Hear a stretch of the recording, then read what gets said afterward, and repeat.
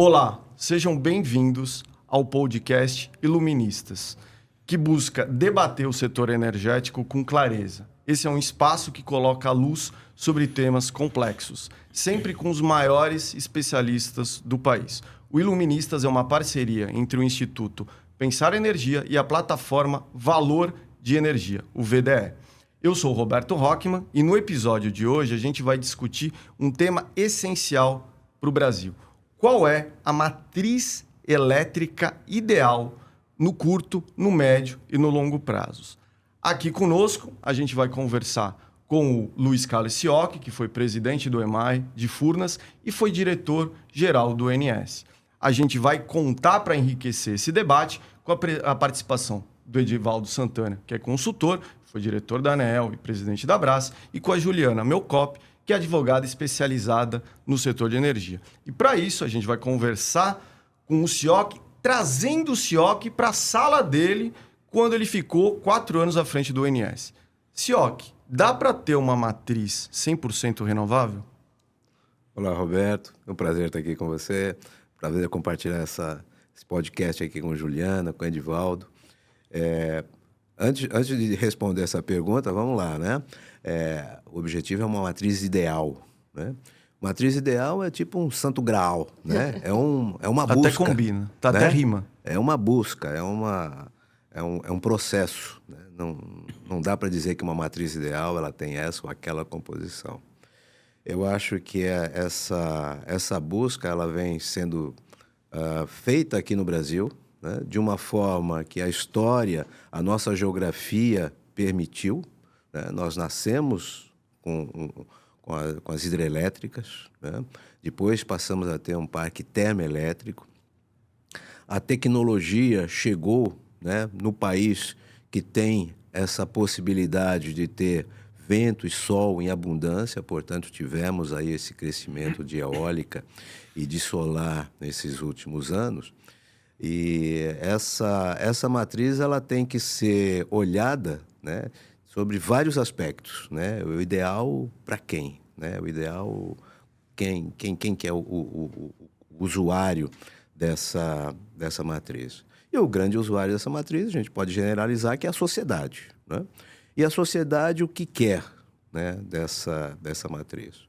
Eu tenho acompanhado mais de perto agora, né, que eu saí do ONS, o World Energy Council, que é uma das organizações, é a organização mais antiga do setor elétrico, e ela define, né, um trilema, ou seja, 3 aspectos que têm que ser balanceados para que a gente tenha uma matriz ideal, né?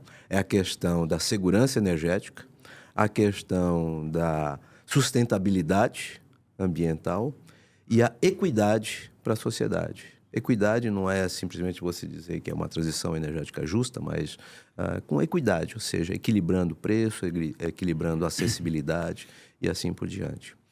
A matriz elétrica brasileira, né, ela, comparável com outras, ela já é praticamente sustentável, né? Já temos aí índices superiores a 90%.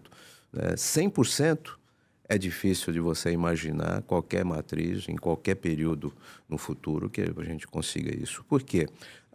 Todos esses outros elementos das energias renováveis, eles dependem de fatores climáticos, né? De fatores da sua geografia, daquele momento que o ambiente está vivendo. Então, não somente a água, muita gente pensa, uma dependência de hidroelétrica é ruim porque a gente depende do clima. Bom, você depende de clima também para vento, né? Você depende de clima também para sol, né? E assim por diante. Você depende de clima para coisas tão mais importantes, né, como é a questão da agricultura, né? Então, essa dependência, ela existe. Para fazer o contraponto a essa dependência, você precisa ter recursos despacháveis, né? O ONS, a responsabilidade dele é exatamente essa, de despachar essas usinas para fazer esse equilíbrio, buscar esse equilíbrio no atendimento, seja no atendimento da energia, seja no atendimento da ponta, seja no atendimento das questões de segurança versus o custo. Esse é o objetivo do ONS. Então, na sua tarefa de dirigir o ONS, você pegou um período muito interessante da história do setor elétrico brasileiro, Interessante. que foi o avanço da geração distribuída, né? Então, como foi cada ano resolver o problema da rampa? Você assistiu essa rampa sendo formada, certo? Certo. Cheguei lá em 2020, né? Abril de 2020. Cheguei na época da pandemia, né? A minha posse foi online. Já chegou no meio do furacão, né? No meio do furacão, numa situação, no começo, né? Que ninguém sabia direito o que seria, né, do mundo com a pandemia. Era assim, um nível de incerteza, Juliana, muito grande, que a gente não sabia, não entendia direito como que a gente tinha entrado naquela situação e muito menos a gente sabia como iria sair daquela situação, né? O medo era muito grande, o número de mortes aumentando, enfim, uma situação muito complexa, muito delicada. E nesse momento, né, nós vivíamos uma queda do consumo brutal, né?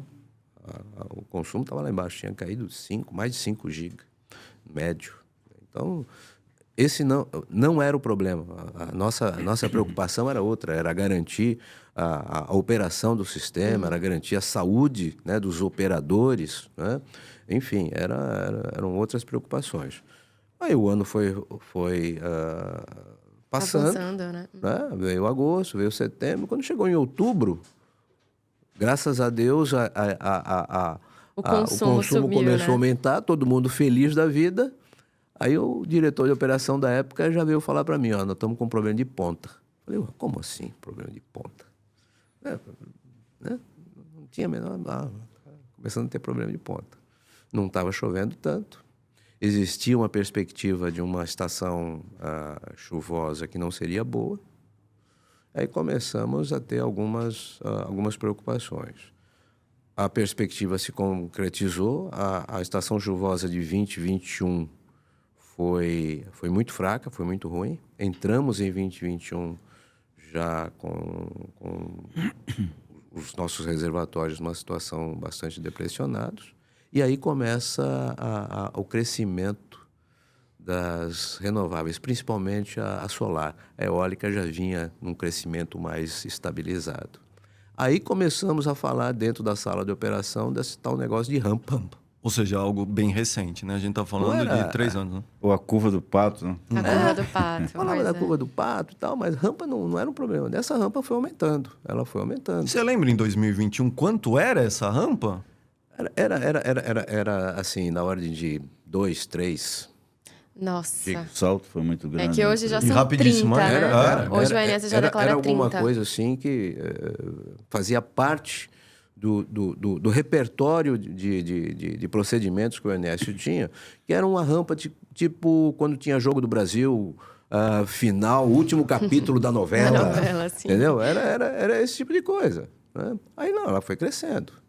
Eu até recomendo essa história, né, da última final do campeonato, último capítulo de novela. Eu sempre recomendo a todo mundo fazer uma visita ao ONS, né? O ONS tem umas visitas muito interessantes e aí você conhece a sala de operação e todo mundo fala, né, dessa necessidade de acompanhar o dia a dia e essas novidades, né, de final de campeonato para saber quando acionar novos geradores. E aí você vê como o ONS, né, ele tem que estar preocupado com esse tipo de coisa, tem que estar sabendo o que vai passar na televisão, que jogo e tá, qual time que está na liderança. Quando tá o intervalo da novela também, né? Todo mundo abrindo a sua geladeira, todo mundo pegando, né, a sua... E a rampa é isso. É quase todo mundo...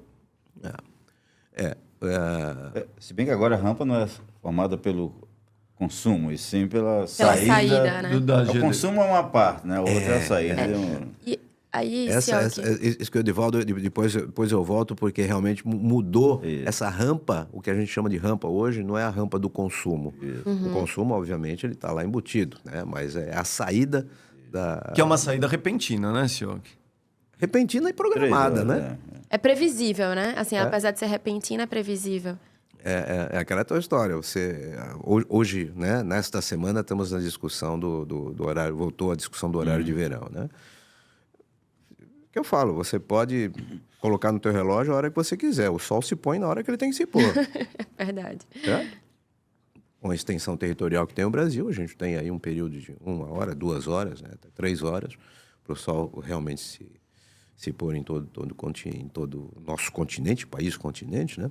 Mas essa é a razão da rampa, né? Ela é previsível. Então, você é previsível, é programável, o ONS tem que estar preparado, né? As usinas do setor elétrico têm que estar preparadas, as despacháveis, né? Para entrar em ação. Quais sejam as hidráulicas com reservatório, que você pode despachar, e as termoelétricas de toda a natureza, aquelas que têm flexibilidade, porque também tem um grande componente das termoelétricas que são absolutamente inflexíveis, elas estão ali na base. Sioc, aproveitando esse tema, é muito bem sabido a questão do dilema do operador, né? Se ele gera com as hidrelétricas naquele momento, esperando que chova no futuro, e aí garante um custo mais baixo de energia, ou se ele aciona as termoelétricas para manter os reservatórios um pouco mais cheios. Você acha que essa questão de uma rampa tão acentuada altera os racionais do dilema do operador hoje? Sem dúvida nenhuma. Não existe dúvida sobre isso, que altera o racional, altera. Né?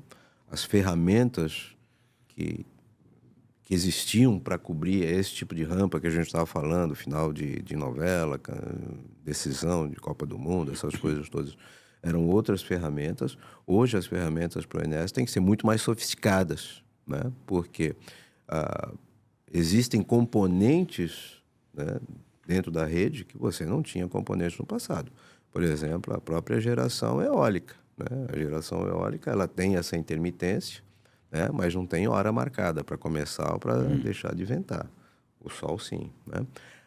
A micro geração distribuída, o crescimento...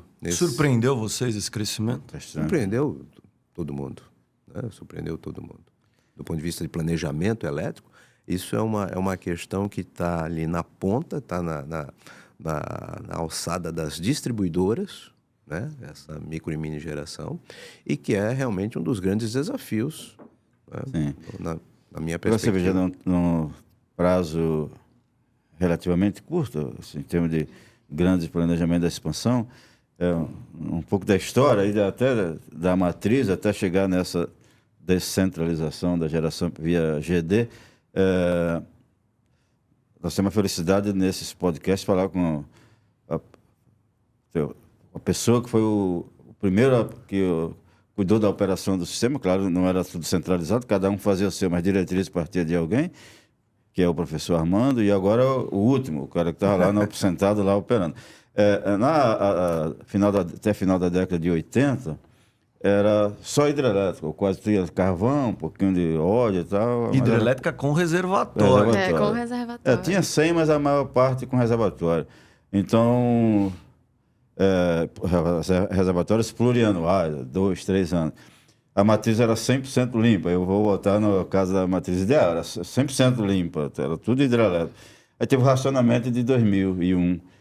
Temos que sujar a nossa matriz, vamos contratar a térmica. Aí a térmica passou a participar com 25%, que é o que chegou até essa entrada de eólica, solar e tal. As térmicas participavam com... Agora nós voltamos à discussão, não, mas a matriz ela tem que ser... Vamos voltar a ter a matriz limpa. Você viu a dinâmica, né? E é como o Sioc falou, tudo depende... O que se quer? O que a sociedade quer? A decisão eu falei sujar um termo geral, de colocar, de trazer gás, porque era necessário para não ter novos racionamentos. Depois, agora mudou e a gente vai nessa dinâmica. E agora surgiu outros elementos importantes, a fontes intermitentes, a descentralização da geração importantíssima, a carga líquida pequena, o operador opera 65%, com o passar do tempo centralizado, né? Vai operando cada vez menos, e isso torna extremamente complexo estruturar tudo isso. Quando fala operar a rede básica, porque olha a GD, por exemplo, como abatimento de carga da distribuidora, mas isso é complexo. Que hora, né, esse povo vai entrar? Vai ter sol naquela região? Não vai ter? Então isso é extremamente complicado para contornar tudo isso. Essa história é importante para a discussão do que é uma matriz. Vou fazer uma ideal. provocação, Edivaldo, para você, para o Sioc e para Roberto também, aproveitar. Quando a gente fala sobre o que a sociedade quer, o que o consumidor quer, né? Eu sempre me deparo com 3 pontos que eu acho que são contraditórios, tá? Se você perguntar para o consumidor o que ele quer energia barata, Ele quer energia limpa, né, que não afete o meio ambiente, ele quer segurança energética. Ele não quer que falte luz na casa dele, ele quer ter essa abundância também, que na hora que ele queira acionar um ar-condicionado, que ele queira ligar todos os aparelhos de televisão da casa dele, esteja disponível. E aí, são elementos contraditórios, né? Se a gente pensar que seria uma energia barata, limpa e com segurança, como é que vocês veem essa tríade encaixada numa dinâmica muito complexa que a gente vive hoje no setor, né? Em termos de clima, em termos de seca. Como é que você vê isso, Sioc? Depois, Edivaldo, por favor. Juliana, você acabou de dar uma descrição mais popular daquilo que eu falei do trilema, né, do World Energy Council. É exatamente isso. Quer dizer, o que se quer, né? Segurança energética. Eu quero ter energia o tempo todo, né? Quando eu precisar, né? Então, muito legal a energia solar, mas à noite eu quero continuar com o ar-condicionado ligado, eu quero assistir televisão, eu quero que o freezer continue funcionando. Então, tenho que ter segurança energética. Você falou na questão do preço, né? O consumidor, obviamente, ele vê preço, mas vamos pensar numa equidade, né, desse fornecimento. A equidade, ela leva em consideração até o acesso, ou seja, todo mundo tem que ter acesso à energia. O Brasil, felizmente, está num estágio bastante avançado em termos de equidade. Outros países ainda têm uma lição de casa muito maior a fazer, mas é a questão de acesso, a questão do preço adequado, né, que respeite as diversidades regionais e as diversidades do uso, né, da energia. Uma coisa é você ter a energia elétrica na sua casa para fazer o abastecimento do mínimo essencial. Outra coisa é uma indústria, é um shopping center sofisticado, né, num lugar diferente. E a questão ambiental, né, a questão da sustentabilidade ambiental, que com o predomínio, digamos assim, de uma discussão, né, da transição energética no mundo todo, né, e que nós já estamos conversando sobre isso já há bastante tempo, né? Isso passou a ser um fator relevante. Quer dizer, a mudança climática que desencadeou toda essa discussão, no início era uma discussão acadêmica, né?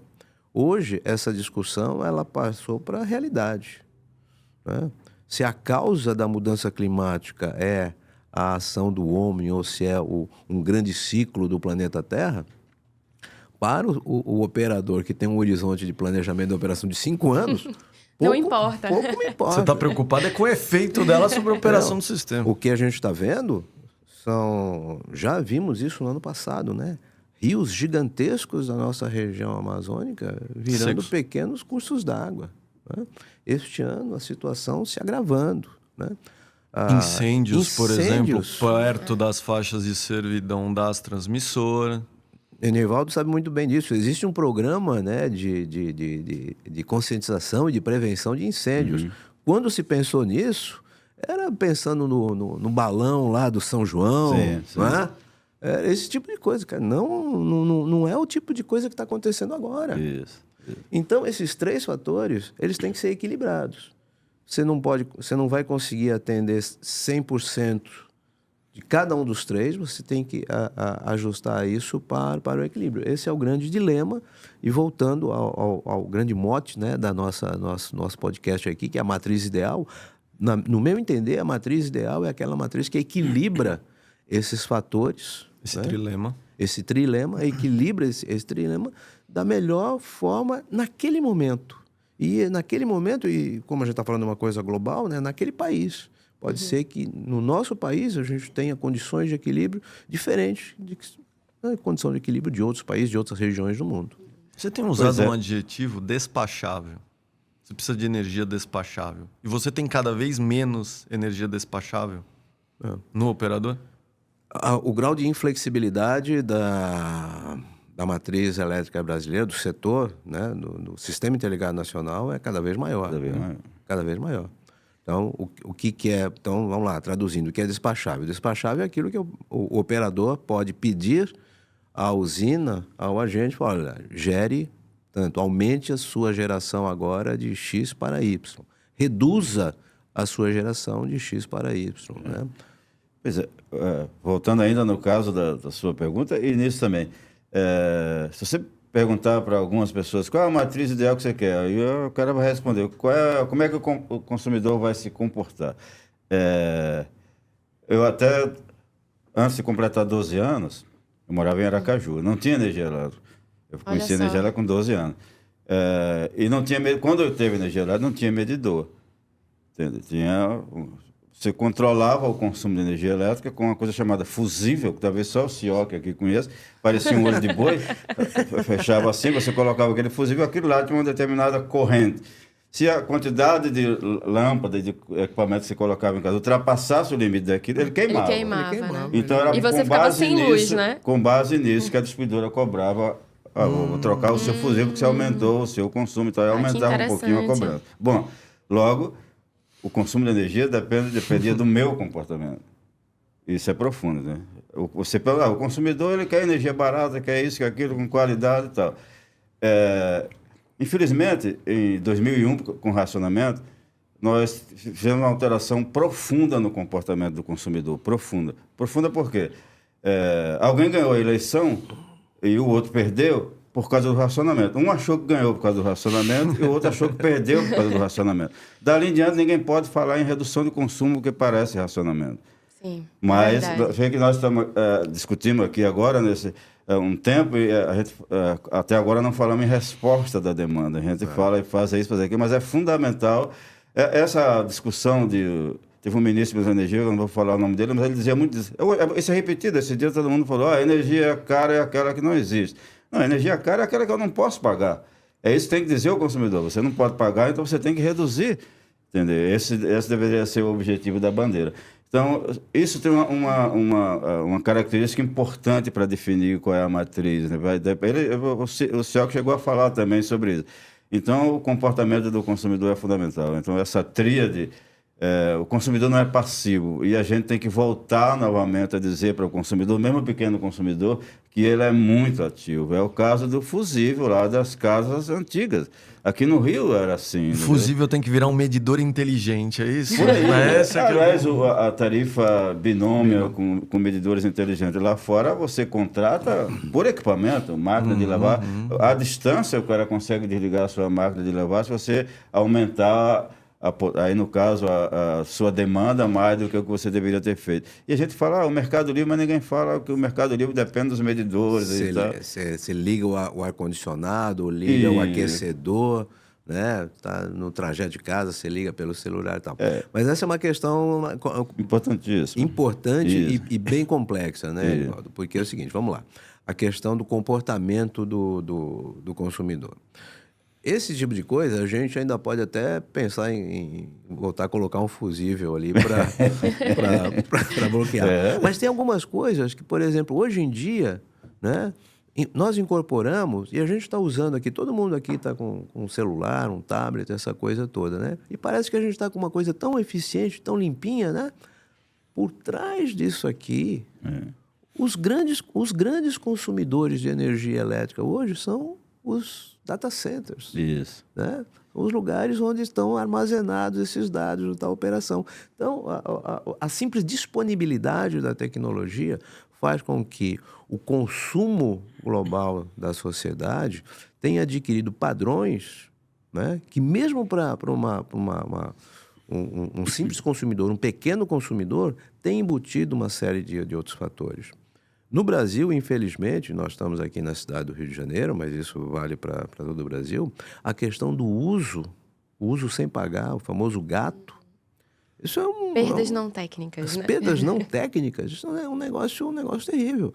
Então, você sabe muito bem que o cara que não paga a energia, chegou o verão, ele liga o ar-condicionado e só vai desligar se lembrar depois que for decretado o fim do verão. Então, de novo, o trilema, ele tem que levar em consideração as nossas características também.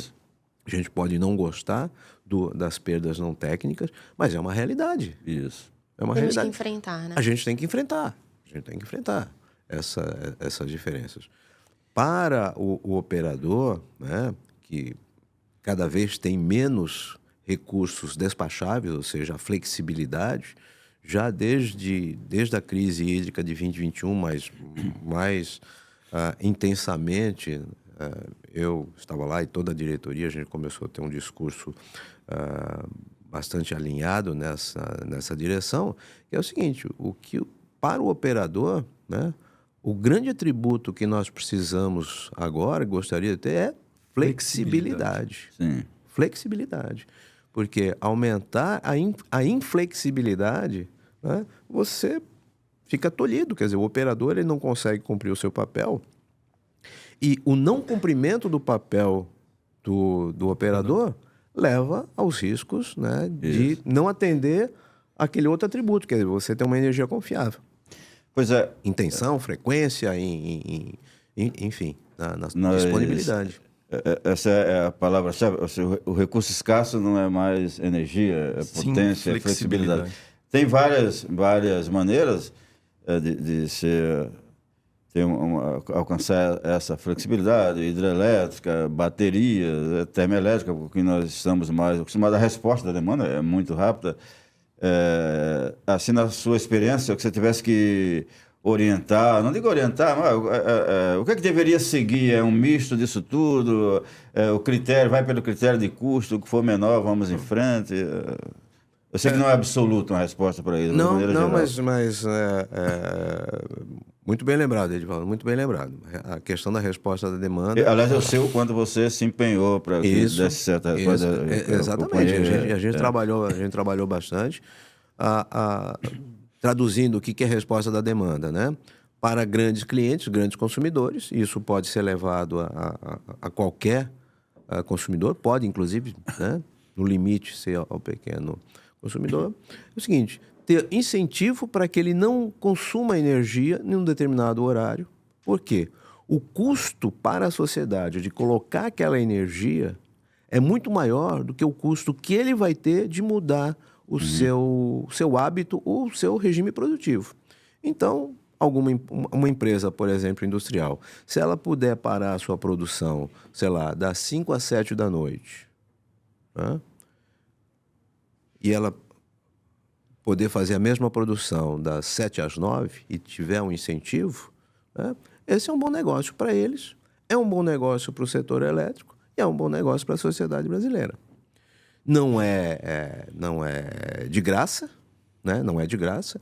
Eu trabalhei bastante tempo em indústria, você falar que vai mudar essa produção das 5 às 7 para das 7 às 9 implica em mudança de turnos, pagamento de horas extras, fluxos logísticos, enfim, uma série de coisas. Tem um custo para o empresário, para a empresa. Agora, se esse custo ele for compatível, for menor, né, que o custo que ele teria com a energia, ok. Então, isso acontece na Europa, né, com muita frequência. Na Europa, por exemplo, isso já está no consumidor individual, onde ele, por exemplo, ele tem incentivos para fazer o carregamento do seu veículo elétrico, né, no horário de energia barata. Durante a madrugada. E injetar. Ou até com tarifa negativa. Isso. Né? Existe uma coisa para nós é impensável, né? Preços negativos. Preço negativo. O que é um preço negativo? Você, ao invés de pagar, você recebe. Tá? Isso aí. Então esse controle, através de um mecanismo de preço, quando você fala de grandes clientes com uma regulação, com uma estrutura, uma governança bastante adequada, é uma solução que nós estamos perseguindo. Sim.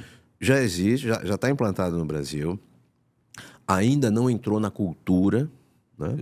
Recentemente, esta semana, né, terça-feira, esta semana a ANEEL ela colocou em consulta pública a regulação para o processo competitivo. Com um processo competitivo, você vai ter uma questão de governança, de estruturação ainda melhor. Então, eu acredito que agora, né, realmente a gente está chegando numa situação em que isso vai se tornar uma prática, deve entrar, né, na cultura empresarial, que vale a pena o empresário ele mudar a sua rotina para isso. E chegando até o consumidor individual, vale a pena o consumidor individual fazer uma programação. Liga a máquina de lavar, né, num horário da energia mais barata, né? Algumas coisas ele vai poder fazer, né, nesse horário. Eu queria voltar à pergunta do Edivaldo. Você está falando da resposta da demanda, mas qual seria o mix aí que a gente vai precisar do despachável? O que seria o ideal para você, pilotando o operador? O que você precisa ter? Você precisa ter térmica flexível, você precisa ter hidrelétrica, você precisa ter o quê? Já que você tem um avanço da GD e você tem fontes variáveis. O que você precisa desse mix? É bateria? Não Bateria só, tem não espaço? só a resposta da demanda resolveria a situação, né? Não. A resposta da demanda É um elemento importante, é um elemento né? importante. Ele passa a ser cada vez mais importante com a conscientização do valor da energia, seja para o consumidor, a pessoa física, individual, seja para o consumidor industrial, comercial. Mas não resolve o problema, né? Ele não resolve o problema. O problema, ele só se resolve com a energia despachável naquele momento que o sistema precisa. Porque a gente está pensando assim só na energia, mas o Sistema Interligado Nacional, você pode pensar assim, numa grande máquina gigantesca com milhões de componentes. Não existe 2 dias consecutivos que a rede é a mesma. Não tem. Porque cada dia tem alguma coisa que está acontecendo. Uma linha que pulou, uma máquina que deu um problema, deu trip, teve que sair, uma manutenção que entrou, uma manutenção que voltou. Então, cada dia você tem uma configuração, né?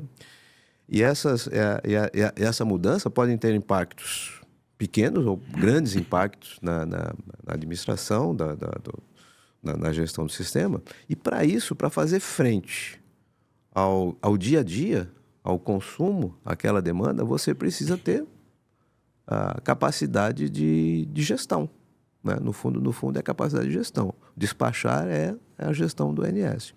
Portanto, as energias que o mundo hoje, né, tem para despachar são as hidroelétricas com reservatório, né, e as térmicas flexíveis. São essas 2 únicas fontes que existem. Não existe bateria em volume suficiente para você fazer frente mesmo que seja a ponta, ainda não existe. Chegaremos lá, mas ainda não existe. E não existem outras alternativas. Portanto, esses recursos despacháveis, esses recursos que dão a flexibilidade ao sistema, no Brasil e em qualquer sistema no mundo, eles ainda são dessas características. O Brasil, como tem uma história de energia fonte hídrica, né, essa é a nossa alternativa principal. Outros países que não têm, qual é a fonte mais procurada para isso? A termoelétrica a gás.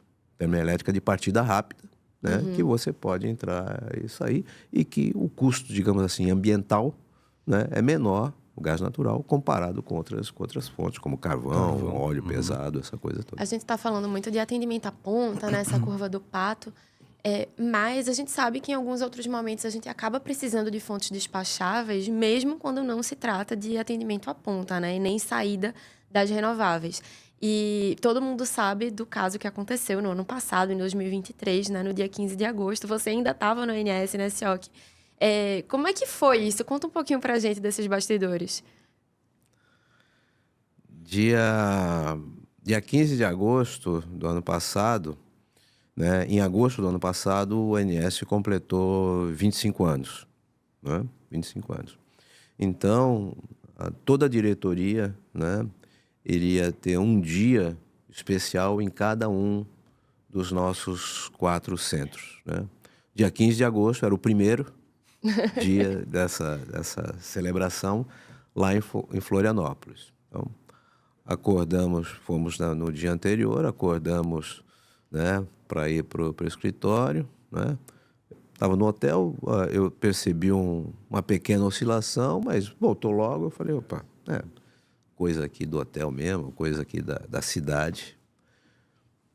Quando desci, né, já vi no Zap um alerta aqui do nosso centro de operação, Como eu falei, toda a diretoria estava lá, né? O diretor de operação estava no mesmo hotel e já veio me falar, Choque, a gente teve aí uma ocorrência bastante significativa no Nordeste, ainda não sabemos muita coisa, mas é coisa grande, parece que é coisa de 10 gigas. 10 gigas é muita coisa, muita coisa. Vamos para o ONS. Aí entramos no carro, daí esse número até chegar no ONS ele foi aumentando, 10 para 12, para 15. Enfim, chegamos lá, a gente já tinha lá uma ideia bastante clara da magnitude da ocorrência. E você falou que o relatório ele iria criar um paradigma, né? Foi paradigmático essa queda que a Juliana aí falou do 15? Ele mostrou o quê? Qual o paradigma? Eu falei isso mesmo, mas demorou um pouco, porque eu tô no dia 15, eu tô às 10 da manhã ainda. A gente ainda estava assim, procurando entender o que tinha acontecido, né? Porque num horário que não é um horário de ponta. Nunca tínhamos tido uma ocorrência dessa magnitude. 8h32 da manhã até 10 num dia 15 de agosto, que não tinha absolutamente nenhum evento, não tinha nada. Caiu alguma linha grande de transmissão? Não, como origem, não. Mas caíram porque tinham caído mesmo depois. Alguma usina grande, né, saiu fora aí, sei lá, um Itaipu, um Belo Monte? Também não, né? Não. Caiu algum raio em Bauru? O Edivaldo sabe muito bem dessa história. Caiu algum raio em Bauru, né, para a gente ver se tem uma... Não. Bom, aí começam-se os estudos, né, dentro... Bom, antes disso não. Antes disso é recomposição. Não interessa o que aconteceu, vamos recompor. Então, começou o trabalho de recomposição. Eu deixei a diretoria lá e fui para Brasília. Estava em Florianópolis, tinha que fazer escalas, essa coisa para chegar em Brasília ainda no mesmo dia. E o trabalho foi feito. A recuperação foi feita. Então, foi o maior apagão da nossa história. Mas, em termos de recuperação, o Sudeste voltou em 1 hora. O Sudeste voltou em 1 hora. 90% do Nordeste, né, que era onde era o epicentro, tinha voltado em 2 horas. O que demorou mais foi a região Norte. Curiosidade, não tem nenhuma intermitência lá. Nenhuma intermitência. Mas, enfim, aí vamos para as discussões, para as análises, e aí já tinha ficado mais ou menos claro o epicentro, né, onde tinha acontecido, numa subestação lá do Nordeste, e que o problema não era da subestação, era o problema, ele veio pelos os controladores de tensão das usinas renováveis, predominantemente solares e eólicas ali. E conectavam nessa subestação. Conectavam lá, né? Ocasionou uma coisa que chama de afundamento de tensão, ou seja, a tensão, ela despenca, todo mundo trabalhando, todas as máquinas trabalhando, mas o somatório daquela, sem a coordenação do sincronismo, cai para zero.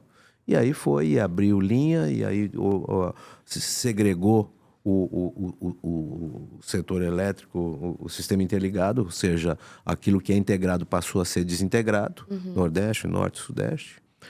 E, bom, em 4 horas estava praticamente tudo resolvido, recomposto. Mas aí, o que aconteceu? O que tem que ser feito? Existe um RAP, né, que é o relatório de avaliação da perturbação,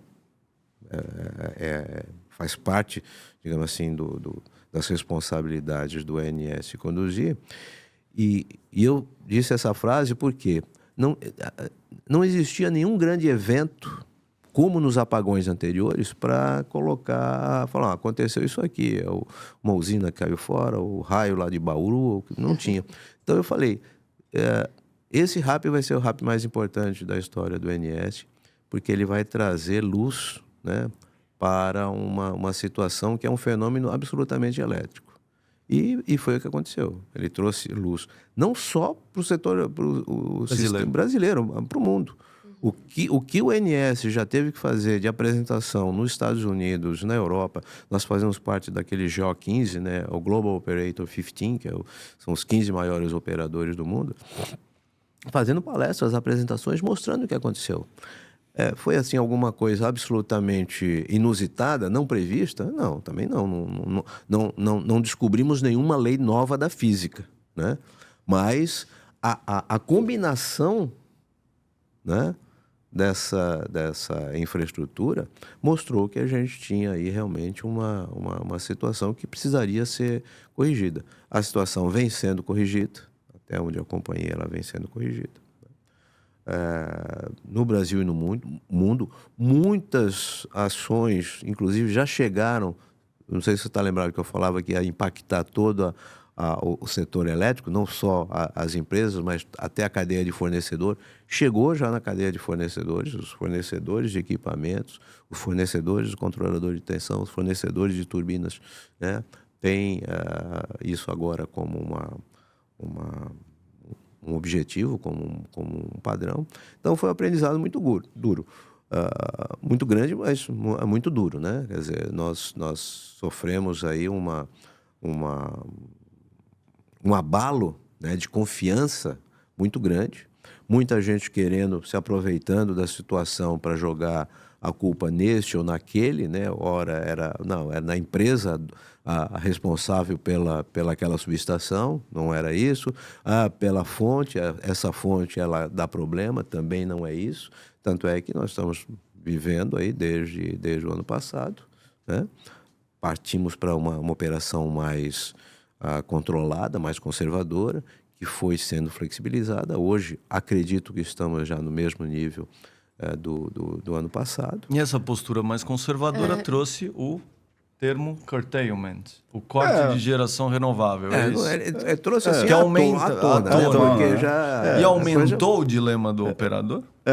Só antes disso, foi uma consequência, né? Acho que faz parte do custo da transição energética. Tá. Isso se expandiu mais do que deveria, aumentou muito a oferta por causa dos incentivos e tal. Das renováveis. Porque o problema não é só vou cortar porque o operador do sistema ainda está olhando com mais cuidado como é o funcionamento dos controladores de tensão. Não, tem situações que mesmo que não tivesse esse problema, não tinha como atender botar na rede toda a energia que nós temos disponível. Então, de qualquer maneira, ele teria que cortar. Então, acho que tudo isso levou a um aprendizado razoável e que a gente vai continuar ainda aprendendo. Mas esse aprendizado envolveu o acionamento de termoelétricas, né? Tanto para a recomposição do sistema, né? Que imagino que as termoelétricas foram a grande, vou chamar de bateria, né? Mas que deram esse black start, né? E depois a gente sabe, né, que começou a se acionar algumas termoelétricas do Sudeste e do Sul também, né? Que não estavam sendo utilizadas há um tempo. A recomposição do sistema, quando você tem um evento desse tipo, você usou o Black Start, ele é muito bem definido. Ele é muito bem definido. Então, você tem uma sequência de usinas que tem que entrar em operação, você tem uma sequência de linhas de transmissão que tem que ser energizadas, essa coisa toda. No Sudeste, isso funcionou muito bem, né? No Sudeste, isso funcionou muito bem. No Nordeste, funcionou bem, demorou um pouco mais. O grande problema é que a gente teve nas usinas do Norte.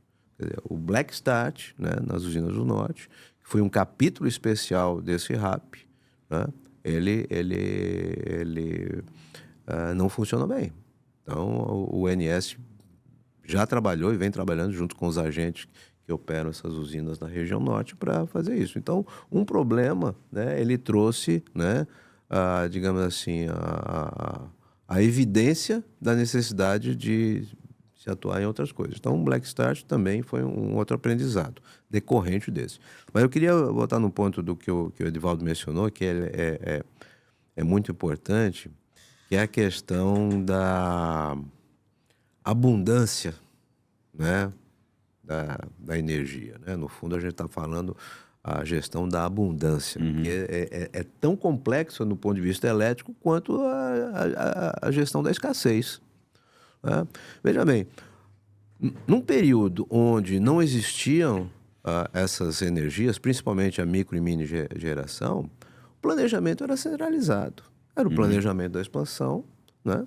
Se fazia o cálculo quanto que a gente vai crescer, o consumo vai crescer, quanto que a gente vai precisar de energia, aonde está essa energia, essas são as alternativas, linhas de transmissão, e esse é o planejamento centralizado. Na hora que isso descentraliza e que não é planejável, né? Você não planeja a instalação de um painel solar na casa de ninguém, mudou o paradigma. Isso. Mudou o paradigma. Então, a oferta, ela cresce aonde existe a abundância daquele recurso, ou seja, onde tem sol, nordeste, norte de Minas, que é onde está crescendo. A demanda não cresce nesses lugares, por conta de que essa oferta está crescendo. A oferta da demanda cresce seguindo outros princípios macroeconômicos, né? E a gente pode depois voltar a esse crescimento da demanda. O que acontece? Então, você mudou o paradigma. A oferta cresce, a demanda não está crescendo na mesma velocidade, não cresceu na mesma velocidade. E em países onde as intermitentes, as renováveis, elas crescem para substituir energias mais poluentes, tipicamente o carvão, a solução é simples. Eu coloquei aqui, sei lá, o equivalente a 1 giga de eólica e solar. Tá bom, gente, nós vamos ter que desligar 1 giga de carvão. É isso aí. Né? Ok, coloque o mesmo problema aqui. Aumentou 1 giga de eólica solar. e solar. Nós vamos desligar o quê mesmo? É isso aí. Vamos desligar o quê? Usina nuclear? Esse é... Nós vamos parar de puxar energia Da base. hidrelétrica sem reservatório? Pois é. O que eu faço? Inclusive, senhor, aqui essa semana agora, quinta-feira, eu fui convidado para dar uma entrevista, que seria ao vivo, num jornal desse grande, e a repórter... eu não estou entendendo, tem excesso de energia, todo mundo tem excesso de energia, agora nós estamos falando em crise. Como é isso? Aí, na cabeça dela, quem tem essa energia era como um mercado. Leva tudo para a feira, quem quiser compra. Eu falei, não, não é assim. A quantidade de energia ofertada em cada microsegundo tem que ser igual à demandada. Então, se sai um pouquinho, tem que entrar, se sai outro e tal. Ela aí começou a entender. Então não adianta o excesso... Não acrescenta, não, pode dar mais uma flexibilidade, dependendo da fonte, mas tem que ser exatamente igual, senão cai. Quer dizer, falta energia se tiver mais na hora. Aí ela começou a entender. É assim, é naquele microsegundo, ou seja, naquele momento, né, que tem que estar consumido, e o operador tem que estar vendo no momento seguinte. Eu dei o exemplo quando tem uma grande partida, uma final da Copa do Mundo, isso, imagina a preocupação do operador do sistema, você não imagina o que acontece se todo mundo ao mesmo tempo abrir a porta da geladeira, então, isso pode causar não sei o que, esse desequilíbrio não pode existir. A reportagem não saiu, porque ela viu, eu estou pensando tudo inadequado, e era, entendeu? Não saiu a matéria. Ou seja, eu perdi a oportunidade de aparecer na TV, mas eu ensinei corretamente, não fala isso, que vamos fazer bobagem. O interessante é que, assim, chega para o grande público, né, esses números, né, ou essa informação de excesso de energia, e muitas vezes é até fomentado por pessoas, associações do setor elétrico, né, que estão lá falando, o INS está cortando, geração de renovável. Né? Está despachando térmica, mas está cortando eólica. O Edivaldo falou, é naquele microsegundo, é naquele momento. E só que naquele momento, né, você tem o seguinte, onde precisa naquele momento. A geração eólica está no Nordeste, mas você está precisando de energia aqui no Sul-Sudeste. Essa energia tem que vir para lá. Então, o elétron que está nos iluminando aqui, você não sabe de onde ele veio. Então, ele vem de algum lugar, mas ele tem que chegar naquele momento. Certo? Bom, para vir de lá para cá, né, tem linha de transmissão. Você não pode trazer toda a energia possível. As linhas de transmissão têm limitações. As subestações têm limitações para estar convertendo essa energia, né, da forma que ela vem para a forma que a gente vai utilizar. Então, o problema é realmente complexo, ele é realmente complexo e muitas vezes essa desinformação leva a alguém falar, poxa, mas que besteira que estão fazendo? Pô, tá vendo? Estão cortando energia, estão falando que está faltando energia. Tem excesso ou tem sobra? Tem excesso ou tem falta? Não é? Não, é isso. Você tem excesso em alguns momentos e naquele momento que a solar vai embora, o sol se põe, aí você precisa. E aí você precisa o quê? Ligar alguma coisa ou desligar alguma coisa. Despachável. Despachar. Porque não adianta você falar... Porque você não pode despachar vento e você não pode despachar sol. E uma outra coisa, né? O Edivaldo falou aí do mercado, né? Que leva a sua energia, põe lá no mercado e quem quiser e compra, não sei o que e tal. Mesmo que a gente tivesse... Aí fala, não, mas a bateria vai resolver isso aí, né? Tem muita gente que fala, não, a bateria a gente vai conseguir finalmente armazenar vento, né? A gente gera, né, a eólica, armazena lá e depois a gente usa. Pô, bacana. Mas por quanto tempo? A que custa? A que custo? E que quantidade de energia? Então imagina assim, vamos raciocinar por absurdo, que você conseguisse armazenar toda a produção eólica que foi cortada naquele determinado dia, se você tivesse baterias lá para armazenar toda essa energia. Tá bom. Armazenou hoje. E amanhã? Vai armazenar onde? Vai armazenar. Não tem mais espaço. Né? Quando você tem um reservatório gigante, né, como a gente tem alguns reservatórios gigantes, você vai indo e realmente é elástico, né? Então você pode ter os nossos reservatórios aí foram desenhados Plurianual. Para serem plurianuais, 3, 5 anos de energia. Hoje nós estamos nos meses, é isso? Contando naquela... Hoje nem tem mais reservatório, né? Essas grandes hídricas. Então isso foi projetado assim. Eu não consigo ver baterias, né, sendo, né, no nosso horizonte de vida, né, chegando a conseguir armazenar mais do que, sei lá, horas, dias, se chegar a meses. São duas coisas, né? A bateria ela tem uma armazenagem máxima de, sei lá, 3, 4 horas, mas o ciclo também, né, que a bateria consegue manter esse armazenamento, né? Normalmente é um ciclo de 24, 48 horas. E se recarregar, né? Um reservatório de uma usina hidrelétrica grande, né? Ele vai enchendo à medida que você vai consumindo, veio a estação chuvosa maior, ele sobe um pouco mais, e aí você consegue ter.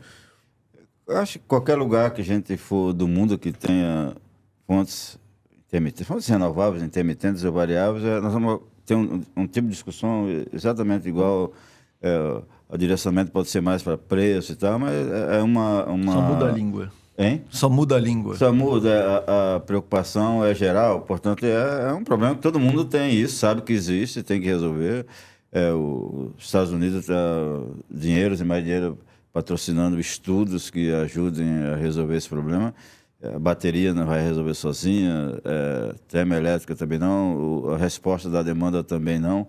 Então é uma combinação de todas essas coisas. Termoelétrica vai continuar sendo utilizada, mas também não resolve. No ano anterior à pandemia, 2019, eu estive pelo Banco Mundial na Coreia do Sul, em Seul. E 2 vezes já, aquela tinha sido a segunda, e numa visita lá ao operador do sistema, naquela época a carga média lá era 40 gigawatts média. Na hora que nós entramos na sala lá, pode ficar distante, não pode ficar muito próximo, aí o cara explicando para a gente lá um quadro, 40 gigawatts média, era assim no meio da tarde. Em dezembro, portanto, frio. Aí eu disse, olha, hoje nós estamos numa situação um pouco rara pelo volume, porque de 40 eles estavam utilizando 6 gigawatts média de resposta da demanda. Nossa. Mas o que a gente ficou curioso, a razão, ele explicou a razão, é que eles importam um pouco de energia da China, agora não me lembro se é China ou Rússia, é uma linha longa, mas eles importam. E não estava funcionando. E uma termoelétrica, lá é quase tudo gás. Tem hidrelétrica, gás, e eles não produzem uma gota de gás natural. Mas aí nós temos uma termoelétrica grande que também ficou fora. O sistema naquele dia, a configuração era completamente diferente. E aí a gente, nossa, um troço desse no Brasil dá muita preocupação. O cara acabou a importação, saiu uma usina grande, como é que a gente ia resolver? E aí resolve fácil? Foi até um rapaz do Banco Mundial, não, aqui... consumidores, para a gente aqui é automático, ele já tinha muito costume de fazer isso lá. O cara lá, eles são interligados, os grandes consumidores sabem que aquilo está acontecendo, então eles fazem o que sabe que seria despachado uma térmica a óleo caríssima. Aí eles, olha, então era $50, por 48 a gente reduz tanto. E a gente ficou impressionado que no automático eles foram. Agora veja bem, questão de dar esse exemplo, porque lá não era ponta. Não era para atender só ponta. A resposta da demanda também. Aqui no Brasil a regra está preparada para tudo. Né? Não é só para responder ponta. É que a gente tem que estar preparado também, e isso é que vai causar muita surpresa quando for funcionar, que muita gente vai entender que é um racionamento, que é para redução da demanda dos grandes consumidores ou dos pequenos, também em outras horas. Que é sempre mais racional fazer isso do que utilizar qualquer uma outra fonte mais cara, ou cortar, né? Entendeu? Então, mas mesmo assim, eles não abriram mão da termoelétrica, continua tendo, é o que eles tinham lá, e a vida segue, entendeu? Essa dinâmica que eu acho que precisa ser melhor compreendida, mas a academia está se mexendo para resolver, a gente fica muito sujeito a pressões de lobbies, congressos e tal, mas se deixar a vida andar no campo técnico, a academia, a gente acaba saindo com esse exemplo que ele falou depois da ocorrência de 15 de agosto de 2023, eu, em novembro, eu tive um evento lá da União Europeia e, de fato, 2 dos palestrantes falaram sobre essa resposta. 10, 15 minutos, dizendo qual foi a solução que tinha sido dado pelo operador do sistema e o que eles estavam estudando para que isso não acontecesse lá, porque a preocupação com os controladores de tensão também não existiam lá. Né? O cara chegou a dizer, pô, um equipamento de 1.000 euros causou problema de bilhões. É isso. E aquilo alertou o mundo inteiro. Eu já digo isso várias vezes, eu acho que eu já disse até aqui hoje, nesse nosso encontro. Um ponto muito importante da nossa matriz é essa diversidade. Nós temos todas as fontes presentes aqui. Eu acho que isso é uma vantagem, né, competitiva ou comparativa do Brasil. E que essa vantagem ela seja bem utilizada, eu acho que isso garante realmente um protagonismo do Brasil nesse campo elétrico. Seja na questão da operação, seja nas questões de planejamento, seja nas questões acadêmicas do setor elétrico, né? Mas eu vejo isso também como uma oportunidade que não sei se a gente está aproveitando bem para ser realmente um exportador de energia ou um fator de atração, né, de grandes consumidores de energia, né, para o Brasil. Quando eu mencionei agora há pouco que a oferta cresce muito mais do que a demanda, também já disse muitas vezes que a gente tem que pensar na forma como o setor elétrico ajuda outros setores da economia para que possam ser mais limpos, mais verdes no sentido de utilização da energia. A nossa matriz elétrica, ela já está num nível que, poxa, melhorar a gente vai conseguir, mas é pouca coisa. Tecnicamente, sim, a gente ainda precisa desse mix. É saudável que ele exista. É saudável, né? Isso é muito bom que exista. Agora, os grandes setores de impacto ambiental, né? Setor de transportes, agronegócio, mineração, siderurgia, esses setores, sim, eles podem se transformar em grandes consumidores de energia, e aí cabe todo mundo. O Brasil, né? O Brasil deixou de ser um grande produtor de alumínio, né, quando tem todas as condições para ser um grande produtor de alumínio. Então, como que a gente faz para eu achei muito interessante atrair isso? A questão da mineração, só para completar, a questão do transporte, não é questão de só a eletrificação do transporte, não, mas utilizar outros elementos. Pô, a gente tem um etanol, né? A gente tem biocombustíveis. Então, esses elementos são importantes. Eu acho que aí sim o Brasil teria uma condição de ser protagonista. Agora, essas coisas requerem planejamento, coordenação, uma visão de longo prazo. Não é a visão para 2025. Não, tem que ser uma visão para 2050. É muito interessante essa sua fala, Sioc, porque também fui, no início desse ano, né, fui para um evento em que alguns produtores de aço estavam presentes e eles estavam falando muito sobre essa história do aço verde. Que a gente fala, né, que a indústria tem que se eletrificar, tem que usar mais energia verde, né, você tem que ter produtos que usem essa energia verde para também criar novas demandas e a gente ter esse escoamento de energia, né? E aí, esse produtor de aço estava falando, olha, não me oponho a fazer aço verde, acho ótimo, mas eu preciso de uma política de Estado que me favoreça, porque senão eu vou gastar mais dinheiro e não vou ser competitivo. Então, às vezes, falta essa coordenação, né? Falta essa política, falta alguma sorte de incentivo para que a gente case a nossa matriz e essa entrada tão grande, né, de energias renováveis, esses preços que a gente sabe que são altos, com uma indústria que faça No caso esse aceite, do né? transporte, eu faço parte do conselheiro do Instituto de Filantropia, que junto com o BNDES está patrocinando os estudos para a eletrificação da frota de transporte público em São Paulo. Aí, numa das reuniões, as primeiras que eu participei, ainda era distante, já tinha acabado, mas tem uns 2 anos. Aí eu perguntei, por que São Paulo? Aí, não, São Paulo é o grande centro, onde mais polui o transporte, transporte urbano. Eu falei, nossa, mas São Paulo não tem energia, tem que trazer energia do Nordeste. Então, por que não começa a eletrificar a frota de transporte público do Nordeste, que lá tem energia? Aí os caras disseram, pô, ou seja, falta essa coordenação. Entendeu? O cara de São Paulo pensou no caso dele, o BNDES patrocinou, nós também vamos resolver. Mas tá certo, não está errado isso, porque lá polui mais. Mas não pode esquecer onde é que está a fonte de energia para reduzir os custos, entendeu? E usar a eletrificação na frota de transporte urbano, público do Nordeste é fundamental para limpar a energia e é simples de fazer até. Nós, o ONS, participou no ano passado da COP28. Segunda participação, participamos da COP de 2022 para entender um pouco como é que era aquele negócio. Daí, de 2023, a gente teve um papel mais atuante, seja como participante de debates, essa coisa toda. Então, o ONS... Nós investimos bastante do ponto de vista institucional para que o ONS tivesse essa participação lá. E a discussão na COP, ela vem do lado climático, né?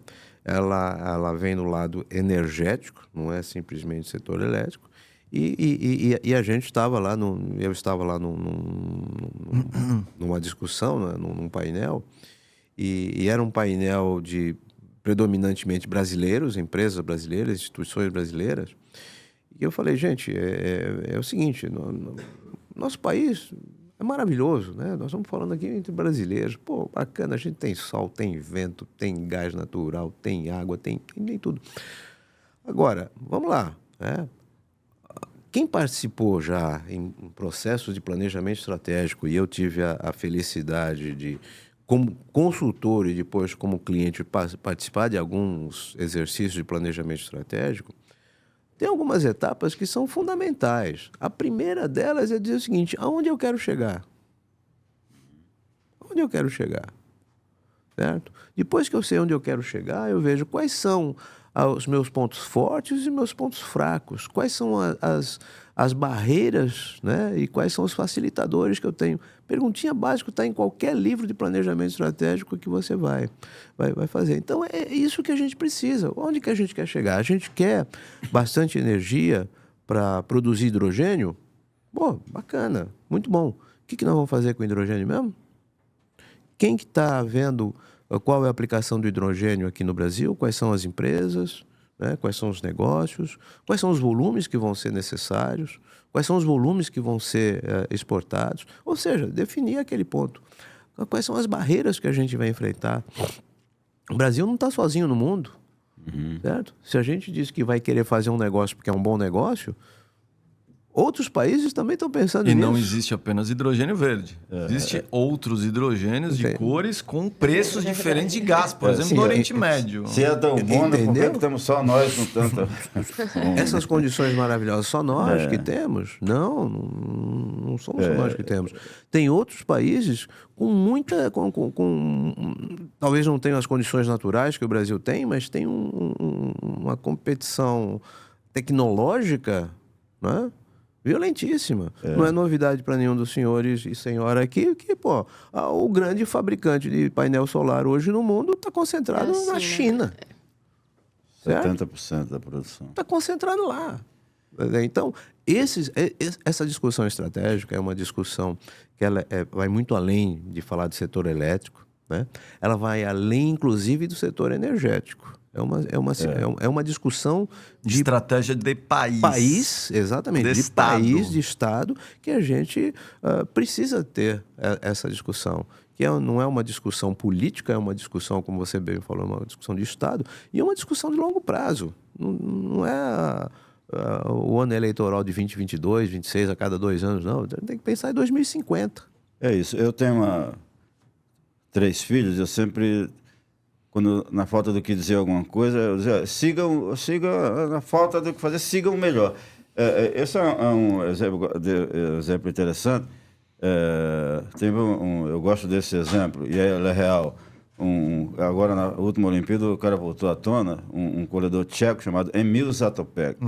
Ele ganhou a Olimpíada de 52 e 56, 5 e 10 mil metros, ganhou medalha de ouro. Aí, com 38 anos, na Olimpíada de 60, ele resolveu também competir na maratona. E nunca tinha corrido a maratona. Não, eu vou correr. É meu último ano, eu vou correr a maratona. Aí correu 5, 10 mil metros, ganhou medalha de ouro nas 2. Aí, 3 dias depois, era a maratona. Aí ele estava lá no alongamento, aí com o colega dele, cada país naquela época podia botar 2 atletas, perguntou para o colega dele, que era especialista em maratona. Aqui do nosso grupo, quem é o melhor? Aí o cara disse, é aquele alemão ali que ganhou a maratona na Olimpíada passada e ganhou o Campeonato Mundial. Ele disse, pronto, já tenho minha estratégia. Eu já sei onde vou chegar, quer ganhar. A minha estratégia é eu vou seguir o alemão. E ele começou, o que o alemão fazia, ele fazia. O alemão cansou, adivinha o que aconteceu? Ele ganhou. Foi a primeira e única pessoa até agora que ganhou numa única Olimpíada as 3 medalhas de ouro. Teve uma garota agora holandesa que ganhou prata e bronze nos 5 e 10 mil metros e ganhou o ouro na maratona. É a primeira, depois dele, não ganhou 3 ouros, mas na mesma maratona fez as 3 provas. Ou seja, ele simplesmente tinha a estratégia dele, seguir o melhor. Por que eu vou seguir o pior, né?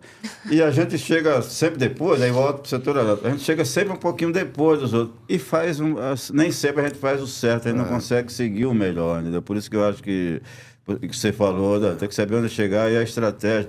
E na dúvida, nós temos bons exemplos, nós sabemos como é que faz a geração distribuída aqui e acolá. Nós arrumamos um método, eu era diretor da ANEEL, quando aprovou uma resolução 482, eu não fui o relator, mas fiz questão de fazer um voto em separado, dizendo que era das melhores coisas que nós aprovávamos. E seguimos um padrão, mas mudou. E quando a ANEEL e quando aprovamos, dizíamos, olha, daqui a 4 anos nós vamos olhar de novo para ver se está dando certo. Só não deixaram, né? Olhou, não tinha tanto. Aí, daqui a 2 anos vamos olhar de novo. Quando olhou novamente, tinha. Aí vamos mudar. Aí surgiu a taxação do sol, etc, etc, e a ANEEL não pode... Ou seja, quando quis fazer o certo, não conseguiu. Aí, por aí. E ficando no setor elétrico e talvez no energético, o Brasil... em muitos aspectos, em muitas fases, nós fomos esse alemão aí, nós fomos Sim, claro. O sistema interligado é um exemplo. O sistema interligado é um deles. No setor energético, o etanol. Aí então... É um trunfo. O Proinfa, por incrível que pareça, é óbvio que nós somos o alemão. Um dia eu tava nessa reunião lá nos Estados Unidos, né? E o preço do combustível lá, né? Tinha aumentado um pouco, então estavam todos impactados, não sei o que e tal. Aí eu falei, olha, no Brasil, né? Por exemplo, se proibisse, né, o consumo de gasolina nos automóveis, por decreto, se proibisse, no dia seguinte, a maioria da frota brasileira ia poder estar na rua. É verdade. Quantos Todos os carros países do são mundo flex, poderiam né? fazer isso? Você enche o tanque do seu com etanol e vai embora. Quantos países do mundo podem fazer isso? Acho que além A da gente tem gente, uma- nenhum. acho Hoje, nenhum. nenhum A gente, tem né? isso. E não é que funciona no experimento, no laboratório, não. Você aluga um carro aqui, você chega onde você quiser do Brasil com abastecimento com etanol. Por isso que a nossa eletrificação todos da os postos, frota leve vai ser totalmente diferente do mundo, Entendeu? né? Porque não Então, tem sentido. a estratégia que do Zatopek que o Edivaldo coloca aqui, o que às vezes dá um pouquinho de aquela dorzinha, né, para quem tem mais tempo de setor elétrico, como eu e como você, que nós já fomos, né, invejados, né, pelo mundo. Um setor interligado, né? Uma diversidade de fontes maravilhosa. Pô, Uma matriz reservatórios plurianuais. reservatórios plurianuais, usinas de enorme capacidade de geração e de armazenamento, né? Uma costa do tamanho do Brasil com oportunidade de geração gás natural, né? Que desde o começo falam que é o combustível da transição, essa coisa toda. Engenharia, né? Vamos falar de engenharia. Pô, nossa engenharia de construção de hidrelétricas foi exemplo, foi paradigma de todo mundo. A engenharia elétrica nossa, né? Também paradigma no mundo todo. Ou seja, condições nós temos, né? E temos assim, recursos naturais, humanos. Eu acho que é importante a gente destacar, a gente acaba sempre enfatizando muito a questão do ambiente, né? Dos fatores ambientais, geográficos, mas temos gente muito boa, a gente sabe disso, pô. Engenheiros de excelente qualidade, alguns dos melhores engenheiros elétricos do mundo trabalham aqui no Brasil. Então, só uma provocação, então, Sioc, eu concordo, né? Acho que a gente tem um corpo técnico invejável dentro do setor elétrico, né? São nomes de muito peso que a gente tem ao longo dos anos, né? Então, a gente vê uma renovação também desse corpo técnico, né? De uma forma bem relevante. Mas você acha que existe um problema de comunicação ou talvez governança entre a política e o corpo técnico do setor elétrico, que precisaria ter uma conversa mais franca para a gente evitar certas distorções no mercado? Eu não sei se essa discrepância é entre o mundo político e o corpo técnico, né? Eu diria para você que a resposta desejável para isso é a questão da governança. Governança é tudo num mundo complexo que a gente vive, né? Num tema complexo como esse que nós estamos discutindo hoje aqui. A governança é tudo, né? O papel das entidades, né? O papel das empresas, dos agentes nessa conjuntura toda, porque não é só Estado, né? O Estado tem que cumprir o seu papel de dar desenhar as políticas públicas, implantar as políticas públicas, mas toda a sociedade, né, todos os agentes têm que contribuir naquela direção.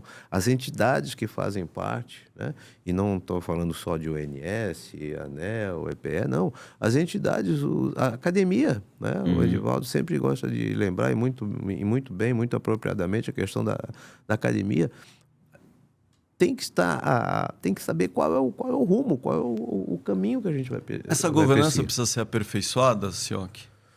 Sim, como quase tudo na vida, sempre pode ser aperfeiçoada, né? Eu acho que a governança do setor elétrico precisa ser aperfeiçoada. Nós temos altos e baixos, vivemos já vários momentos, né? Onde essa governança ela não existia, depois ela foi criada, depois foi mudada, foi adaptada, muita interferência em vários momentos.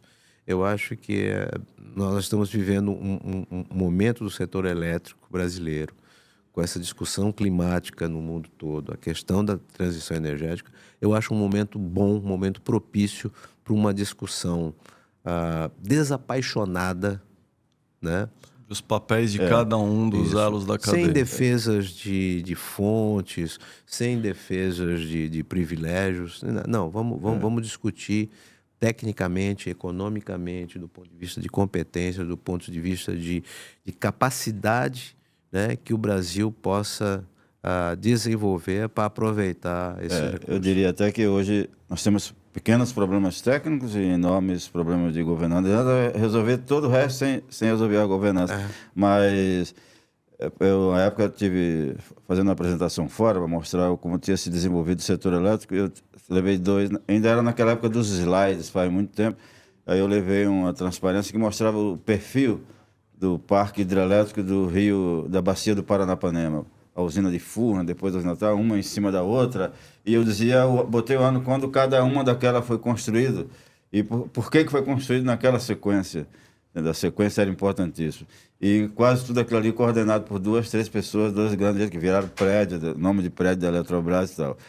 E aí depois eu disse, eu fui até o racionamento, agora tivemos um racionamento, precisamos de térmica. Onde é que estão as térmicas?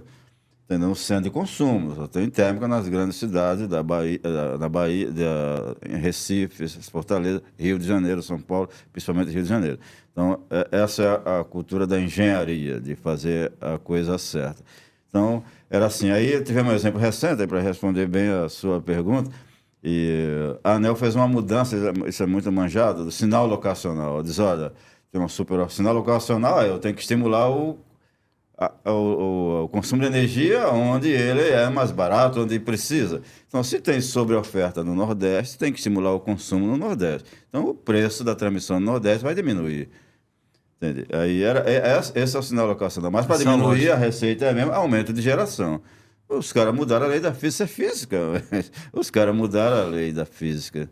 Entendeu? O Congresso, não vai ser assim, vai mudar o sinal locacional. Tem um acordo, né? Gradativamente vai implantando dessa maneira. Não pode ser assim, entendeu? O setor elétrico ele é físico, tem que obedecer leis da física. Então você não pode criar uma lei por vontade política. Nos contatos que eu tenho pouquíssimos contatos na Câmara dos Deputados, né? Mas tem um deputado que eu gosto muito e está bastante em evidência esses dias, né? Que eu faço questão de mencionar o deputado Arnaldo Jardim. E eu falei, deputado, é o seguinte, Congresso, né, pode mudar todas as leis, só não consegue mudar as leis da física. Isso aí. As leis da física e as leis dos circuitos elétricos, cara, não dá, né? Essa não dá ainda. Não tente mudar, não dá. Entendeu? Então, é importante que os poderes públicos eles atuem, né, dessa forma. Lobby, enfim, pressão política, isso faz parte do jogo. Faz parte do jogo. Não vamos sonhar que isso não existe. Existe aqui, existe em qualquer lugar do mundo. Né? Isso faz parte do jogo. Até saudável que haja. É lógico, sabe? Numa intensidade adequada, controlada pelos próprios poderes públicos, isso é bastante saudável. Agora, o como isso interfere, né? Então, nos gera exemplos, distorções enormes. Que uma ação de interferência gera uma distorção, né? Aí não dá, quer dizer, o exemplo dessa semana também, quer dizer, incentivar uma fonte que já é competitiva, né? E numa situação em que o excesso o aumento de produção não resolve problema algum, aí você fala, poxa, né, tem alguma coisa errada. Esta frase, ela não faz sentido, ela não tem lógica. Então, a gente precisa pensar. Os incentivos foram importantes. Lembramos aqui do Proinfa, né? Lembramos dos incentivos para o desenvolvimento da energia solar. Poxa, foram muito positivos. Eu acho que tudo isso tem mesmo. Podemos fazer alguma coisa também agora com a questão de armazenamento? Bacana, né? Acho que pode ser feito, sim. Agora, tudo tem um momento, e tudo tem uma governança, e tudo tem que ter uma previsibilidade. Tá bom, nós vamos fazer essa ação aqui, essa ação quando atingir esse patamar, ou daqui a tantos... Vamos rever, né? Nós vamos ver se deu... Eu sei que já está indo para o encerramento, só para reguladores antigos da ANEEL, acho que quase todos eles, antes do concurso, faziam um treinamento na Inglaterra, onde começou, em Londres.